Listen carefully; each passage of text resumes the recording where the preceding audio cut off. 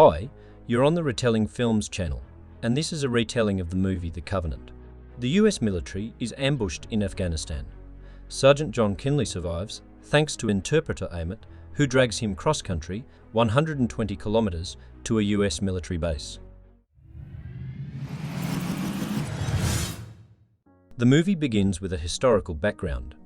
After the September 11 attacks, the US injected a contingent of nearly 100,000 troops into Afghanistan.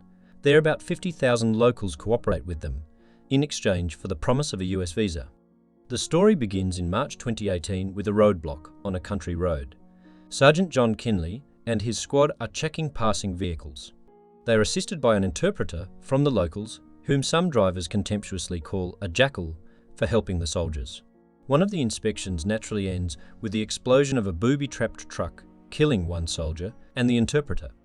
At Bagram Air Base, Kinley's subunit commands a new recruit to replace the one who died, and the soldiers are casting for a new translator. John takes a closer look at Ahmed, a former mechanic whom he recruits. Soon the squad is on its first raid to find a Taliban ammunition cache. Using Ahmed's knowledge of local customs, the soldiers have no problem entering the first suspicious house. The interpreter is sure it is clean, and they find opium smokers instead of weapons. But the soldiers leave. Drugs are not their profile. Having finished wheeling through the streets, the soldiers make their way to the base. On the way, they bump into colleagues who have finished their inspection early. Not in a hurry to return, the soldiers take a break, remembering their dead colleague, but not the local interpreter. Kinley reports to his superiors that the raid was unsuccessful. He asks for permission to use other methods to find an improvised explosive device assembly shop. But the cunning general tells him to do as he sees fit, bypassing the bureaucracy. John receives a tip-off from a colleague about a local man involved in terrorism. Taking Ahmed with him, the sergeant sets out to apprehend him. Disguised as civilians, the soldiers grab the suspect on the street. They offer the taciturn man two options to choose from: money for information or a prison suit for Guantanamo Bay, where he will rot for the rest of his life. The man chooses the money, but asks for more. Unable to reach an agreement with John, Ahmed pays out of his own pocket. Having received the information, the soldiers return to the base, where John clarifies with his subordinate that Ahmed did not translate. It turns out that the interpreter was silent about the threats against his family. The locals know him well. He was once a heroin dealer until the Taliban killed his son. The next day, the soldiers go to check the coordinates they have received. Hadi, a local guide, suggests they take the longer route, he says, as the rains have washed out the shorter road. However, before the fork, Ahmed asks them to slow down, as he fears that Hadi is leading them into a trap. Kinley sends the fighters to the top of the hill to look around. They report that the road ahead is clear. Satellite reconnaissance confirms. Ahmed beats Hadi and threatens him with a gun, forcing the soldiers to draw their weapons. Ahmed gives the gun to John when Hadi admits that his family is being held hostage. Afterward, the soldiers report that they have spotted the Taliban, forcing Kinley to give the order to retreat. At the base, John calls his family before going to bed. Ahmed returns home, where his pregnant wife wonders when they will be sent back to America. The next day, the squad plans to check out a second site, 120 kilometers from the base. Their superiors refuse to issue helicopters, forcing them to travel by jeeps. After several hours of jolting through the picturesque Afghan expanses, the soldiers arrive at an abandoned mine. The locals are loading something in barrels, probably explosives. Having interrogated them, the Americans divide into two squads and take over the site, not realizing that the locals have already called for help. Finding the weapons cache, the soldiers tie up the prisoners and take up positions, while Kinley and the others climb the stairs to the top. There they find a cache of homemade bombs and Taliban. Quickly requesting air support, the soldiers go in shooting the terrorists. After booby-trapping the warehouse, they come out. At this time, the attack begins. One of the soldiers is killed immediately. Several more vehicles are approaching, which are covered by infantry from the top of the hill. A machine gunner and a sniper shoot them, trying to wait for the Air Force, which is still 15 minutes away. When the first pickup truck arrives, return fire kills the machine gunner and another soldier takes his place. While the sniper tries to prevent the new vehicles from approaching, the Taliban deploy a mortar, gaining tactical advantage on the battlefield. Under the cover of the mortar, they manage to hit a jeep with a machine gun and eliminate several more soldiers. The surviving Americans get close to the second vehicle, but it is damaged and the Taliban arrive. Kinley commands to capture their pickup trucks, which the remaining 4 manage to do, killing some of the insurgents. The Americans scramble off in their trophy vehicles, but one is hit by a mortar. Kinley and Ahmed rush away, shooting off pursuit and calling for backup. When a tire is punctured, they pull off the road and leave on foot over rough terrain. Helicopter support arrives at the mine and counts the dead as a result of the fighting. Kinley and Ahmed wander away from their pursuers until sunset, unable to contact the base. After spending the night in the wilderness, John wakes Ahmed in the morning. It is 120 kilometers on foot to the base. The Taliban are stepping on their heels, so it is necessary to go very quickly. They're getting away, but the enemies have already picked up the trail. Going down a steep slope, Ahmed loses his assault rifle and John hands him his gun.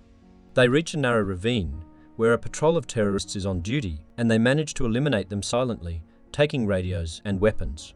The next patrolman is also eliminated silently, and the body is dragged into the bushes. But soon their luck turns against them. They are spotted from the slope. Kinley opens fire, attracting gunmen from all around.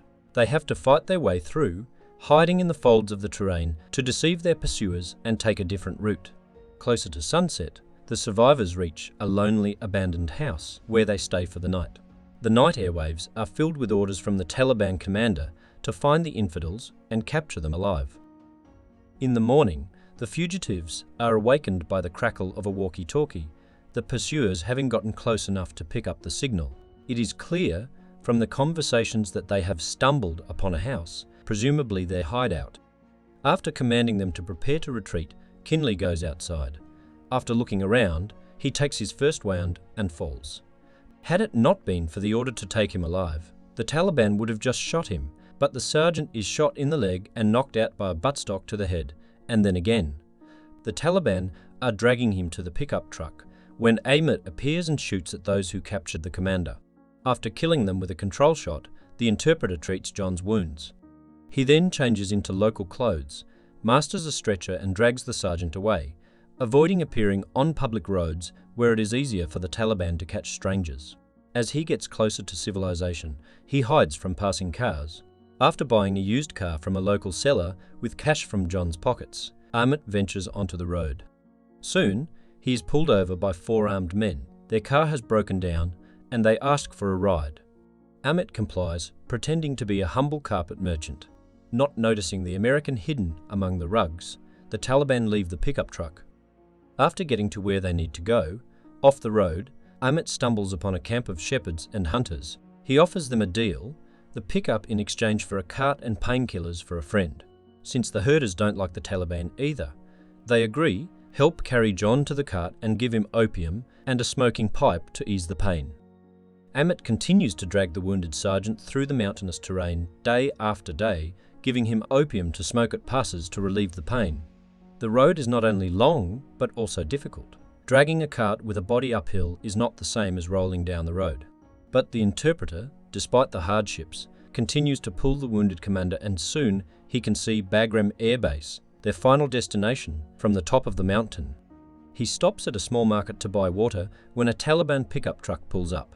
One of the Taliban notices booted feet sticking out from under the carpet and, lifting the bedspread, sees the American's face. Ahmed opens fire with his pistol, killing 3 of them, and engages in hand-to-hand combat with the 4th. He manages to strangle the Taliban just as the American military shows up. The story moves forward 4 weeks. John Kinley lies in the hospital under the watchful eye of the medics. After another 3 weeks, he is discharged and sent home to California. There John is visited by a fellow officer, to whom he confesses that he remembers nothing. The sergeant believes that his rescue is Ahmed's merit and that he should be rewarded for it. It turns out that after handing Kinley over to the soldiers, Ahmed disappeared. The Americans did not give him a visa. For the locals he became a kind of hero, and for the Taliban one of the priority targets. Now he and his wife are hiding from everyone, waiting to be allowed to go to America. Having learned about it, John calls all the authorities to get his savior a visa, but the bureaucratic machine is too slow in gaining momentum. Tormented by nightmares about his heroic past, John continues to call everyone, but to no avail. Without Ahmed's personal involvement, the visa cannot be obtained. Plagued by nightmares and guilt, the sergeant realizes that he will have to personally return to Afghanistan to find Ahmed and rescue him. This will require the help of colleagues, including those from a private military company, as well as the agreement of his wife Caroline to mortgage the house to pay for false documents and the work of mercenaries. In the meantime, Ahmed and his wife and newborn son are hiding from the Taliban with the support of locals ready to warn of a raid at a moment's notice. Using a telephone connection, he silently kills one of the scouts, then sneaks off with his wife down the street until he reaches a truck that takes them away. Reminding his colleagues that they are also in debt to him, Kinley is going on a rescue mission. He arrives at Kunduz Air Base, where he is met by Eddie Parker, the head of the mercenaries. Parker says that he has contacted his brother Ahmed and knows where he is hiding, but he can't send men after him right now because orders came from above for a more important mission. He offers to wait a couple days until the mercenaries are free, but Kinley insists on honoring the agreement. Parker offers a compromise. John himself will go after his friend, and when he finds him, he will call a helicopter and they will come for him. The sergeant is impatient, so he gets his gear from the mercenary and sets off. Checking the map on the way, the former soldier almost gets caught by the Taliban, but they are not too interested in the lonely wanderer. Soon, Kinley reaches the town where Ali's store, drug dealer and brother Ahmed, is located. He warns that it will be problematic to get his brother and his family out in a clean and new car and offers the use of his truck with a personal driver. Ali sells drugs under the protection of the Taliban, so he has a pass through their roadblocks. John agrees and, hiding in the back of the truck, drives to meet Ahmed. The truck successfully makes it through the first roadblock, but later other Taliban slow the vehicle down for a personal inspection. The driver's attempts to negotiate are unsuccessful and John, hiding among the cargo, has to kill the militants. They dump the bodies in a ditch on the side of the road, unaware that another car is watching them from afar. Having warned his superiors, the spy follows the truck. In the morning, the truck arrives at a small village. John sees Ahmed working as a mechanic and then calls Parker on the satellite phone to discuss evacuation. He says a helicopter will arrive at a dam 2 kilometers from the village. Kinley has 2 hours to get there with Ahmed and his family. John goes to his savior to tell him that it's his turn to rescue Ahmed and his family. But he has to leave now. The Taliban already knows where the escaped American and the traitor helping him are, and a punitive unit is being sent to their heart's content. At this point, Parker's men learn that they are dealing with some of the Taliban's most wanted men, and that requires more serious firepower. Taking Ahmed's family, the truck drives to the dam where the mercenaries are supposed to pick them up, but the Taliban fall on their tail, forcing the sergeant to shoot back. After shooting up one pickup truck, the fugitives buy enough time to block the truck from entering the tunnel. After blowing up the truck with a grenade, they continue on foot, forcing the pursuers to do the same. Ahmed and John engage in a firefight while the Taliban bring vehicles to the dam. The pursuers get bigger and bigger, and so does the trouble they get into. John suspects that the rescue operation has gone awry at some point, but then a cannonade of large caliber machine gun fire erupts from above. Parker brings up the heavy aircraft. Having shot off, the plane leaves for the airfield and the mercenaries arrive from the other side of the dam to cover the withdrawal. John, along with his rescued friend and his family, board a helicopter that will take them to the airbase. They board the plane. John looks at Ahmed. He is holding visas and passports with which they can start a new life in the USA. The movie ends with an informative note underneath the archival footage. In August 2021, US troops withdrew from Afghanistan after a 20-year military campaign. Within a month, the Taliban had completely seized control of the country.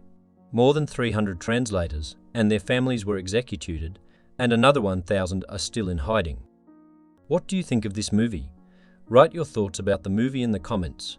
If you liked my short retelling, then put likes and subscribe that would not miss new videos. See you soon.